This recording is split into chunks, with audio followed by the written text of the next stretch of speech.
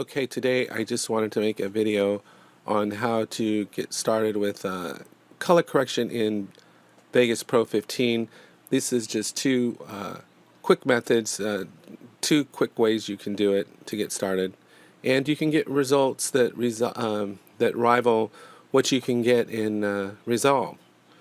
So here we go.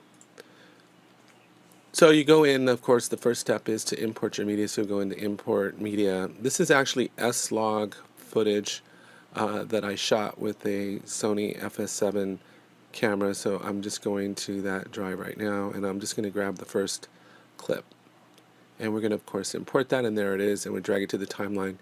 And yes, we want to match the project video to our video settings, and that adjusts the frame rate and everything else. I'm just going to trim this down a little bit real fast. And oops, I accidentally touched the opacity there, so I'll bump that back up. So S-Log footage, when you first bring it in, it's going to look flat and washed out because the dynamic range from the camera is more than what the display monitor can show. So we have to put it into the right color space to be able to see it correctly. So anyway, so this is the first method. We go up into project properties and we set the pixel format to 32-bit floating full range. We want to change the compositing gamma from linear to video at 2.22. We'll leave the ACES version at 1. By default, the color space is at 2065, but we're going to set it to ACES CC, which stands for color correction. And for view transform, we're going to leave that at sRGB, which is a computer monitor. And rendering quality, we always change that to best. And then we go OK. Then from there we go into the, oh, now you can see what it did. It looks horrific. It completely blew it out because it's not in the right color space. So then we go into the media properties, the second gear down there, and we go to S-Log2 S-Gamut, which is the color space and gamma curve that I shot with. And watch what happens when we hit OK. So now it looks kind of like the scene look, pretty much. But now we can go into our FX and add our color correction and do our color correction. So we just go in and add a color corrector, which I like to use. And if you want to, let's say I want to kind of cool this down a little bit, I can just, in the mids, pull that toward the blue a little bit. And then I can come down here and play around with the saturation if I want more saturation, more color, or if I want to flatten it or even make it black and white. And that's an adjustment I like to do.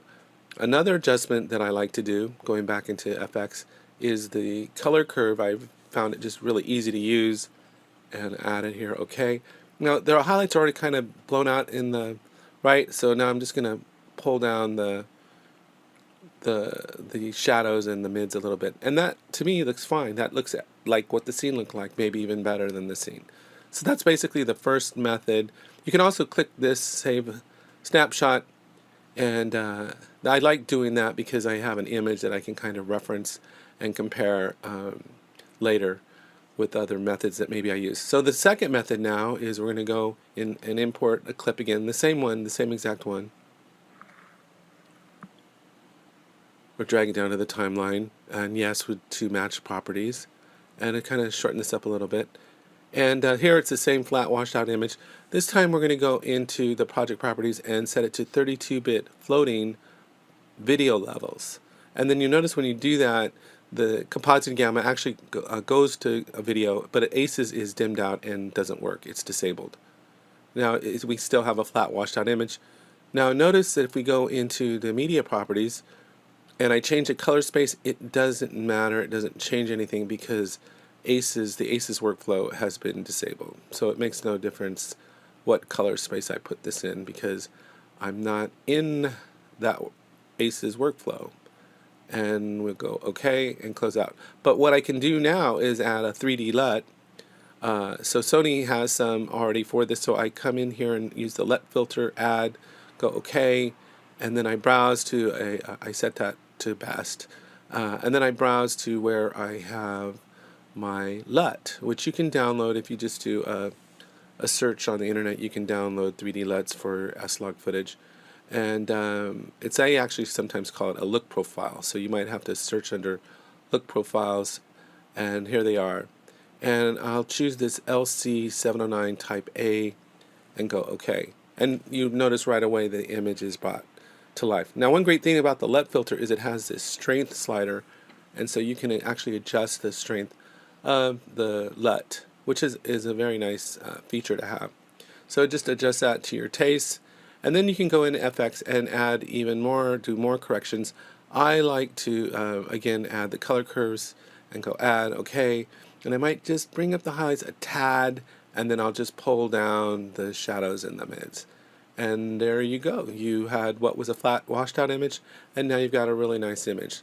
So this is just 2 quick ways to get started with color correcting in not Sony, but Magix Vegas Pro. And so I hope you found this video helpful. So take care and have a great day.